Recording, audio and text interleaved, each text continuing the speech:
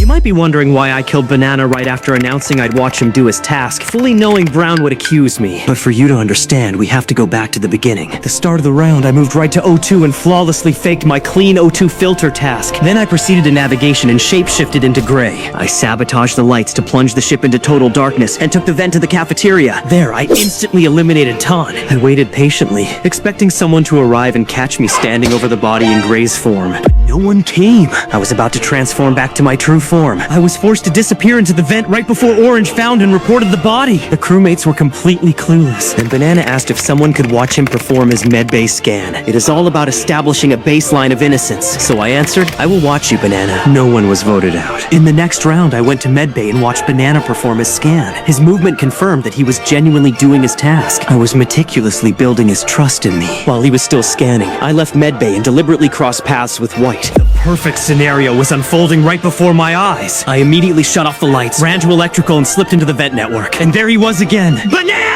I emerged from the vent and struck him down instantly. I knew the crewmates were already on their way to fix the lights, so I had to move fast. I sealed the doors to upper engine and lower engine. I quickly walked into electrical, and there was Brown. Everything was set up perfectly. The body was reported. When Yellow stated that the body was in security, Brown accused me immediately. I had just publicly promised to watch Banana, and now Banana was dead. But Brown had no idea that this exact situation was my plan from the very beginning. White saw that Banana was still alive when I left, so White defended me immediately. My plan was absolute perfection. I then casually added that I had just seen Brown running out of electrical. Everything pointed toward Brown. I even suggested skipping, but Brown was voted out anyway. In the next round, I sabotaged L2 and repaired it myself right in front of Yellow. Then I headed into the cafeteria and saw White sprinting toward the emergency button. I understood instantly. He likely wanted to vote me out. I had to stop him. I ran left, locked him inside the cafeteria, and immediately transformed into Yellow. I took the vent down to electrical and hurried to storage. There, I slaughtered Yellow in his own form. At that exact second, White slammed the emergency button. White accused me immediately, but this was exactly part of my grand design. I could have simply killed White in the cafeteria, but my ultimate strategy was far superior. With Yellow's death, only 4 players remained. The game was only continuing because my pathetic partner had manually left the match earlier. However, the confirm eject setting was disabled, meaning the crewmates did not know I was the only imposter left. So I hit them with my perfect alibi. No,